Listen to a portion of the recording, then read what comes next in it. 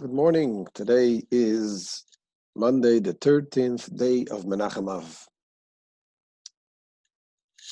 We begin today the fifth letter of the Igeret HaKodesh, the fourth part of the Tanya, which contains 32 letters. This letter, the fifth letter, is it's a long letter, a very fascinating letter.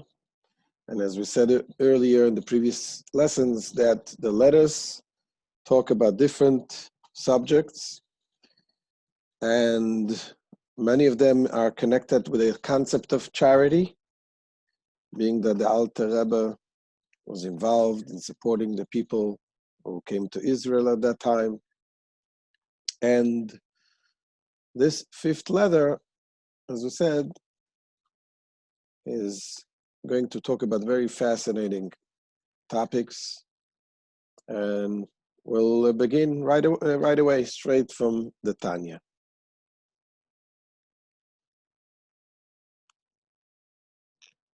So here the Alter Rebbe quotes a pasuk, a verse that it says in the prophets about King David. It says, "Vayas David Shem," and David made a name. He's talking about the King David was fighting with the Aram, the enemies of Israel, and it was a very fierce battle, and he killed 18,000 of them. This was unfortunately back then the norms of war. And the verse says that David made himself a name. Now there are different commentators who explain what exactly does it mean, what kind of name did King David make for himself. So one commentary says that King David made a good name to the Jewish people by the fact that after he killed the enemy, he made sure that all of them would be buried, which was really, really unusual. No one would do that. And that's meaning that made a good name to the Jewish people. There's another interpretation that says that he made a good name for himself by showing that he's capable of being so victorious and eliminating 18,000 of his enemies. So those are the simple commentators that explain the simple meaning of this verse. Now the Zohar comes and it gives us a whole different interpretation. The Zohar says that what King David did, he made a name. He made a name for God, meaning that God has different names. So King David created a name. And the Zohar and the Alter Rebbe relies on the end, says that this verse, what says, Vayas David Shem, King David made himself a name. He made a name. It refers to what it says later. A few verses later, it says that King David did justice to his people. And it brings it, this is the Zohar says this. The Zohar explains, the Holy Zohar explains that King David made his name for God by doing justice. So let's see it inside. It says, Vayas David Shem. David made a name, Pirush Bezoyar HaKodesh. So the Holy Zohar explains, Mishum Shene'emar, because it says, the verse relates right after, Vayehi David oise mishpat u'tzedakah l'chol amay. And David executed justice and tzedakah, charity, to all of his people, all the people. So says the Zayah, Bacha Rabbi Shimon ve'amar. Rabbi Shimon wept and he said, Man ovid shmo kadisha b'chol yema. Who makes the holy name every day? Man de yahiv tzedakah lemiskene. The one, he who gives charity to the poor.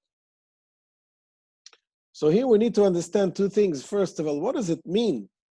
Who makes a name to Hashem?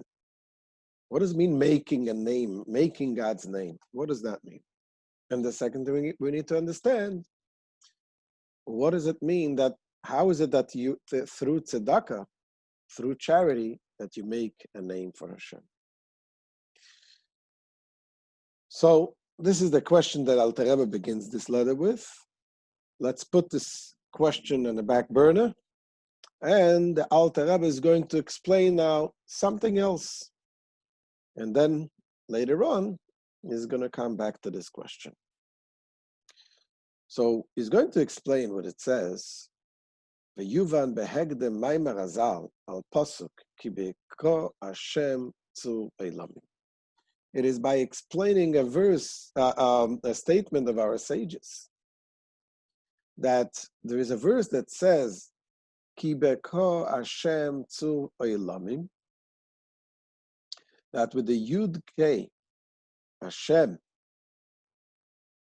is the strength of the worlds. So our sages tell us that verse, the verse says, Bitchu ba'Hashem ad'ad, trust Hashem, ki beko Hashem tzu eilamim, because with Hashem there is the strength, the rock of the world, and so on. But the word that says beko, with ka, with yudke, our sages say that what that means to say that with the yud and the hey, Hashem created the worlds.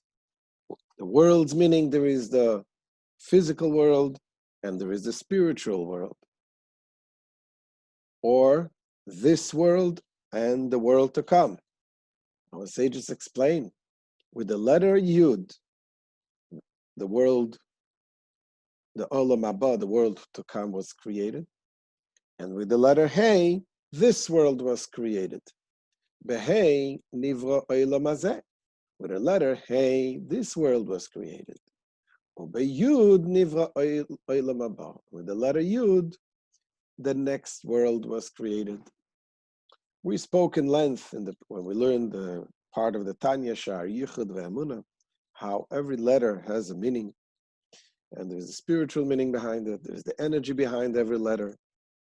One of the things we know is the letter Hey represents the source of all the letters, in a sense, by way that each letter has a different form of expressing the letter, and the letter Hey is just the hevel. It's ha, the Hey, which that is equal by all letters. Any letter you need that breath.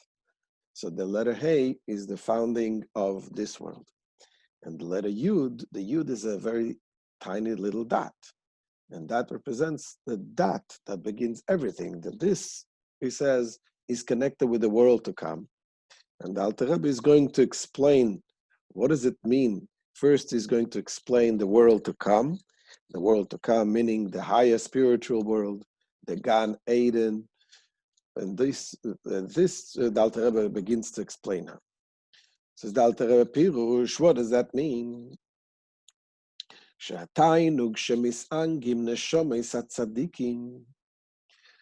That the pleasure, the delight, that the righteous experience, the souls of the righteous experience in the higher world, as they enjoy the splendor of the Shekhinah, of the divine shining presence. Ameya began Eden Elyon v'tachton.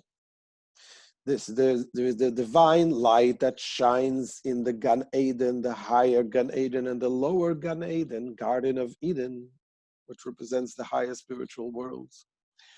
Hu shemis angim behasagam vehasagasam vehaskalasam. The pleasure, what kind of pleasure is it? It consists of their pleasure in the apprehension and conception of the spiritual existence. Shemaskilim ve'yodim umasigim because they conceive, they know, and they understand with the different faculties. We have the Chachma, the Bina, the Das. Eizo yasaga ba'oyer v'chayus ashoifei Hashem ein sof baruch hu. They understand, they comprehend some degree of apprehension of the light and the vitality which comes, fuses there from the Ein Sof, in a revealed manner. B'bchinas Gilui, it's in a revealed manner. Lanishmasam veruach binasam, to their soul and the spirit of understanding.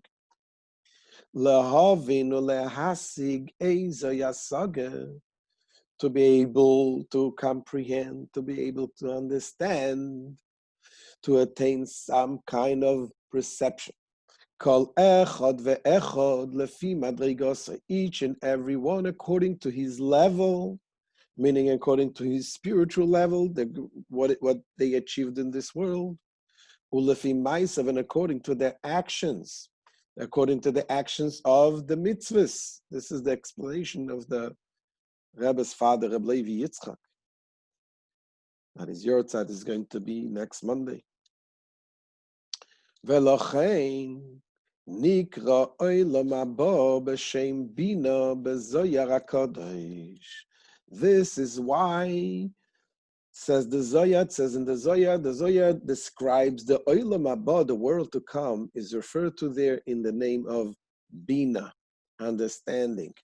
Because as we explained previously, the difference between wisdom and understanding, the chachma is the tiny dot, the spark, the flash of wisdom that includes everything, but you cannot yet comprehend it.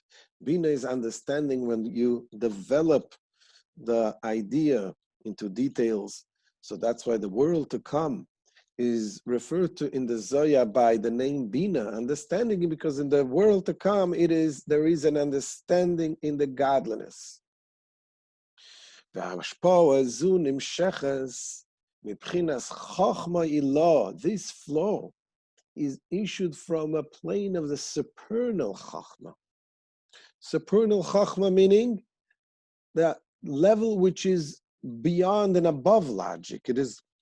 He calls it shehu makir ahaskala ve'asaga anika b'shem bina, which is the source of the conception and apprehension known as bina. Vehu, and what is this? Kadmus aseichel. This is the level which is pre-intellect, a pre-intellectual level. Koidem sheba lechlal gilu yasaga ve'avana. It is before the concept becomes to be considered as an intellectual, as understanding. Rather, the chachma is in a stage which is still in obscurity, in concealment. Rak sheme'at mize'er shom ze'er shom sheifeya v'nimshach mishom lebchinas bina. Only a tiny little bit, a minuscule measure that is here and there flows forth from the faculty to the faculty of bina. Lahavin ulehaskil seichel anelam. So this makes it possible for the soul to understand and apprehend the concept which is intrinsically concealed. There's a concept that is concealed and you're able to understand something of it. And we'll soon give examples in this world. Velochein nikra b'shem nekuda be'echola b'zoyar HaKodesh. In the Holy Zohar, therefore, Chachma is referred to as the dot in the palace. You have one dot in one big palace. The big palace represents the wide explanations and understandings and so on. And it says the Zohar that the Chachma is an akuda, a dot in the big palace. Everything comes from the dot. Vezoyi temunas YUD shel Shem Havaya. Indeed, says the Zayah, this is the shape of the YUD, of the four letters name of God, the name of God, which is the YUD, the Hey, the Vav, the Hey. So the shape of the letter YUD, this is the shape like a point, which alludes that the sphere, the level of Chachma, is nothing but a point. Venikra Eden. This is referred to as Eden. We say we have the Gan Eden, the Garden of Eden, and we have Eden, Eden itself. Asher olav nemar ayin lo yirah sagema. About the Eden, it says, no eye had beheld it. No eye had seen this Eden. You cannot, this is not something that you can see. Venikra Abba Yosad Barta. Now he says this is referred to as Abba. Abba means the father. Abba Yosad Barta. The father who founded the daughter. What is the Barta? Barta is a daughter. Now what does that mean? What is the father? So we said earlier that the Chachma, the Chachma and Bina are referred to, the wisdom and understanding are referred to as the mother and the father and the mother. The wisdom is the dat, the spark that comes, is refers to as the father, just like as biologically the father gives it dat, and the mother develops it into a full-grown child. So the same thing is in the intellect, there is the concept of the dat, the father, and then you have the bina, which is the mother. Then you have children. They create children. The children is represented by the emotions, which is in the letter of the name of God also. It says that the Yud, we have the Yud, the Hey, the Vav, and the Hey. The Yud is the Chachma, the father. The Hey, which the letter Hey represents the mother, which you see in the letter Hey has the width and the length. And then you have the Vav. The letter Vav is like the emotions, which is like you have a dot on the top, and it draws down and comes down. Then the letter Hey, then the second Hey, represents the daughter, or is called also Malchus, kingdom, which is the one that continues to produce the next world. This is why this is referred to as Barta, as daughter. Now, in the letter Hey, the Malchus, the kingdom, also is represented by the concept of speech.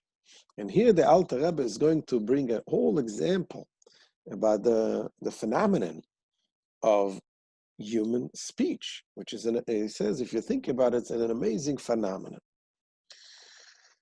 And he's going to explain that when you speak, there are letters that are formed from different parts of the mouth. You have letters that are formed from the lips, and letters that are formed from the tongue, from the teeth, and so on.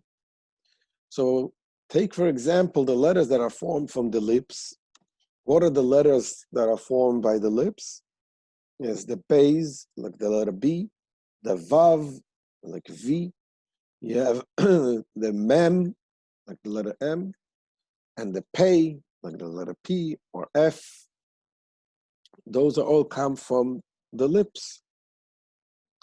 Now, it says, the Alter Rebbe explains when those letters come, how does it come from? How does those letters form? Let's say when you train someone to speak, a child, we never see that someone that focuses. The parents doesn't sit down one day with a child and tries to practice with the mouth how to move and how to change the lips in order to come the letter B or the letter M, and so on.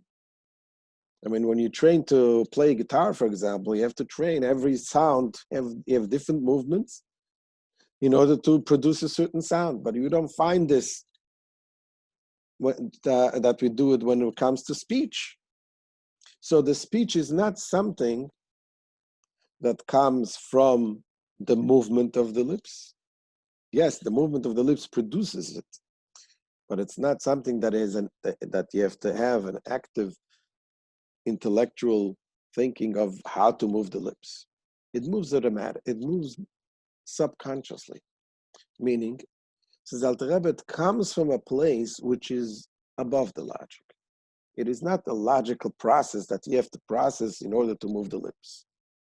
It is because the very essence of the soul wants to produce a certain sound, so the lips automatically move that way.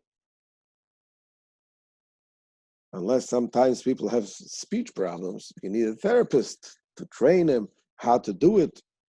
But the way their child is trained is not like training the movements. So the Alter Rebbe brings it out in order to say that there is a point which is the Abba, the Chachma, the wisdom, which is above logic, the super logical thing. And that is something that makes the letters to come out. And he explains, Pirush, Kine, let's see in the inside, Isavus Oisios Adibu, the formation of the letters of speech, which proceed from the 5 organs of the mouth. Einoi davar muskel. It is not an intellectual process. It's not an intellectual process. Veloi mutba beteva moitzos alolu loitzi mifta oisius. On the other hand, it is also not in an inherent nature of the organs to pronounce the letters. Al yedei hahevel va'koil ha'makabehem, by means of the breath and the sounds that strike them. Al pi derech hateva ve'lo al pi derech haseichel. It is neither by the natural faculty or by intellectual faculty. It's not a natural thing that it comes out, and it is not something that you actively, intellectually make it happen. Kegoin, for example, he says, asfasayim al derech moshel. The lips, for example, she'ois, yois, beis, vav, mem, pe, yoitzes mehem, those letters come out from the lips. Einat teva veloya seichel noise. Neither the nature nor the intellect compels the utterance of the 4 varying types of pronunciation. By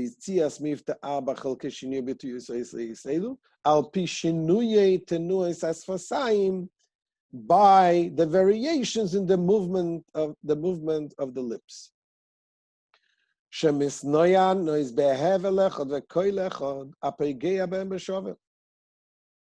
They all move by the same breath and the same sound that strikes them equally.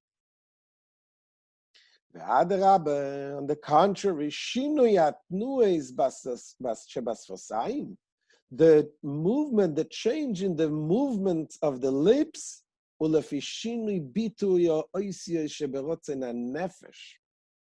it depends on the difference in the pronunciations of the letters of the soul that the soul wishes us to utter.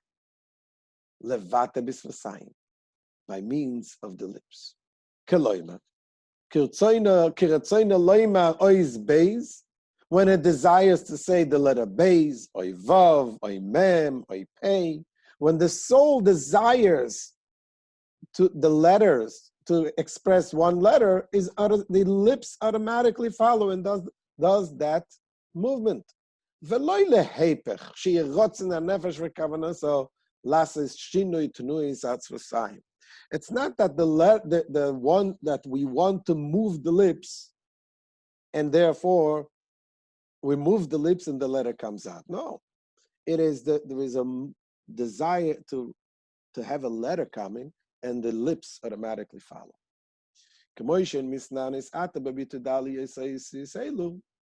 As they are moving now in the utterance of these 4 letters.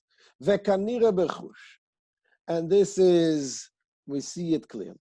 She'ein hanefesh miskavenes v'yedas lechaven klal, that the soul does not intend at all to, and knows at all, lekaven shinu itnuis asfasayim v'shnuim elo, to move the lips in different movements based on what letter we want to do.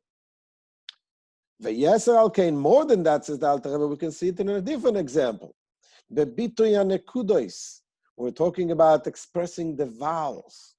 When you express the vowels, shekshanefesh retzoyno le'afig and pi hanekudas kametz, when the soul desires to come, bring out a vow of a kametz, which is o, azay mimela nikmotzim es v'sayim. You say o, the lips will compress.